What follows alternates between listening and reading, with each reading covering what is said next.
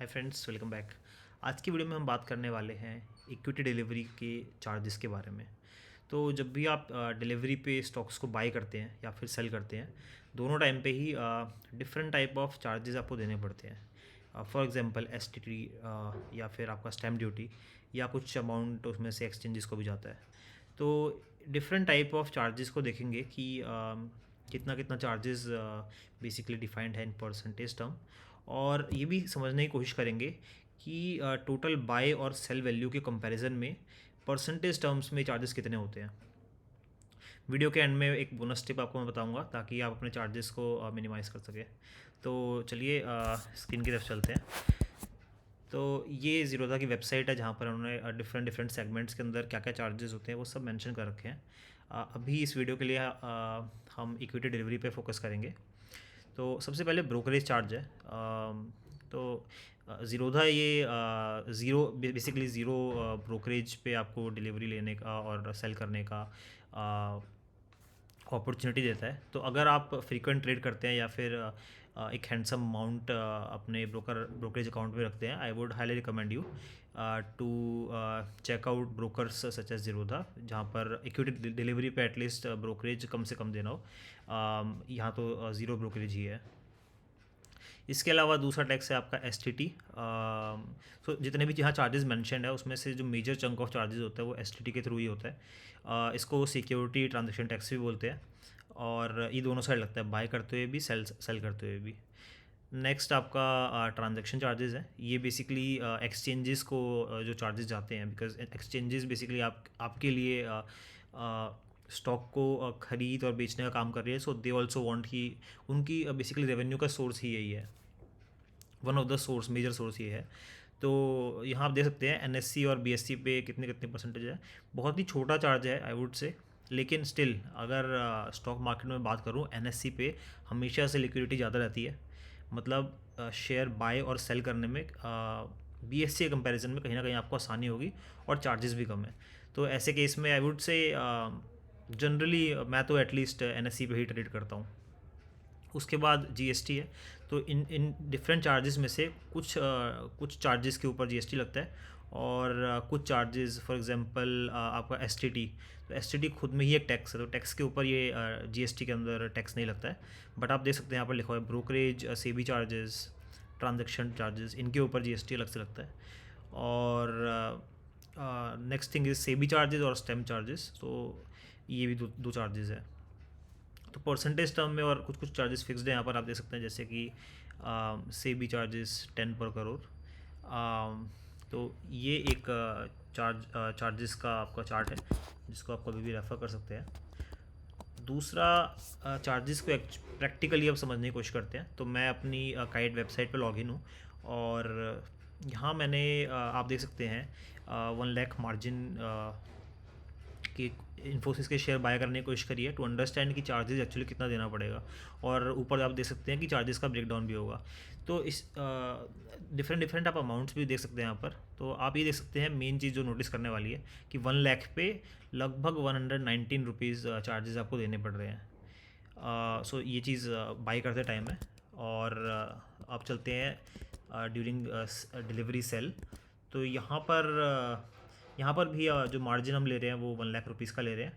That is कि कोई share भी को सेल कर रहे हैं of total worth of 1 lakh rupees. तो उस टाइम पे हमें यहाँ पर 104.07 चार्जेस देने पड़ रहे हैं।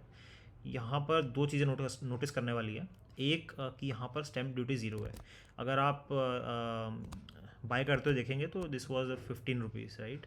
तो अगर हम वापस से ज़ीरोधा की वेबसाइट पे चलें और स्टैम्प ड्यूटी पे जाएं, तो यहाँ आप देख सकते हैं, यहाँ स्पेसिफिकली लिखा हुआ है कि 0.015% ऑन बाई साइड।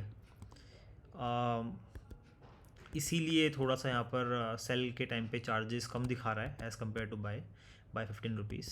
बट एक और चार्जेस होते हैं सेल करते हुए which is known as DP charges, जिसकी फुल फॉर्म है डिपॉजिटरी पार्टिसिपेंट चार्जेस। क्योंकि ये चार्जेस ऐसा नहीं है कि हर ऑर्डर पे लगेंगे, ये चार्जेस पर कंपनी एक बार पर डे लगता है। तो different different brokers different different charges लगाते हैं। ज़ीरोधा के केस में ये चार्ज लगभग 15.93 है इंक्लूडिंग जीएसटी। ऊपर आप देख सकते हैं डेफिनेशन लिखी हुई है। So basically this amount is charge per script on a particular day when the shares are sold. So सिर्फ सेल के टाइम पे ये चार्जेस लगेंगे। तो बेसिकली इन चार्जेस में से 3 पार्टिसिपेंट्स को बेनिफिट होता है। एक जो डिपॉजिटरी पार्टिसिपेंट है, तो जीरोधा के साथ में CDSL आपका डीमेट अकाउंट होल्ड करता है, तो वहाँ एक अमाउंट जाती है। दूसरा जीरोधा अपने पास लेता है, तो क्योंकि आपने देखा कि जीरोधा कोई भी ब्रोकरेज नहीं लगा रखा है, तो उसको भी अपनी प्रॉफिटेबिलिटी देखनी है, तो यहाँ से वो अपने पैसे अर्न करते हैं। और तीसरा गवर्नमेंट को GST जाता है। तो अगर आप इस 16 रुपीज़ को ऐड करेंगे इस अमाउंट में, विच विल बिकम 120 रुपीज़, तो ये लगभग बाई साइड चार्जेस के जितना ही आ जाता है। तो इन सब डेटा को मैंने एक एक्सेल पे उतार लिया है so that we can see the overall picture.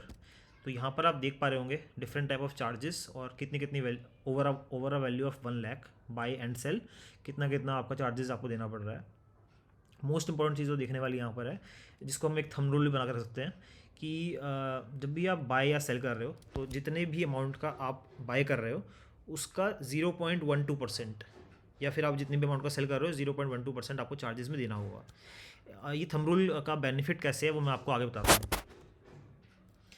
तो ये नेक्स्ट सोर्स ऑफ इनकम है जीरोधा के लिए, which is the interest statement जो जीरोधा हमारे ऊपर लगाता है। सो लेट्स से आपने अपने जीरोधा अकाउंट के अंदर 1 लाख रुपीज़ ऐड करे और उसके कॉरस्पॉन्डिंग पूरे 1 लाख रुपीज़ के शेयर बाय कर लिए। अब जैसा हमने पिछले कैलकुलेशन में देखा 119.07 रुपीज़ बनते हैं चार्जेस के, और आपके अकाउंट में अगर वो है नहीं तो क्या होता है, आपका अकाउंट का बैलेंस नेगेटिव हो जाता है। और जितना भी नेगेटिव बैलेंस है जीरोधा पर डे उस पर इंटरेस्ट लगाता है। तो एनुअली ये इंटरेस्ट 12% होता है, और अगर हम 12% को डिवाइड बाई 365 करें तो जो वैल्यू निकल के आएगी उसके अकॉर्डिंग पर डे चार्ज लगता है आपका जितनी भी नेगेटिव अमाउंट है। तो ये एक चीज़ है। तो जो मैंने आपको थंब रूल बताया कि आपने लेट से 1 लाख रुपीज़ के शेयर ऐड करे, तो मेक श्योर कि 0.12% विच इज़ 120 रुपीज़ साथ में आप वहाँ पर ऐड कर दें before the end of day, so that Zerodha आपके ऊपर चार्जेस न लगाए ये इंटरेस्ट स्टेटमेंट। वैसे तो ये अमाउंट बहुत छोटी है अगर आपका जो नेगेटिव अमाउंट है छोटा है, बट साल का 12% ऑन अ कंपाउंडिंग इफेक्ट अगर आप अपने बैलेंस को पॉजिटिव नहीं करते हैं तो ये धीरे धीरे करके एक बड़ी वैल्यू बन सकती है। दूसरा एक केस बन सकता है कि जीरोधा ने आपके ऊपर एनुअल मेंटेनेंस चार्जेस लगाए, जो कि आई थिंक 300 प्लस GST होते हैं एनुअली, शायद मैं गलत हो सकता हूँ बट इसी के आसपास कुछ फिगर है।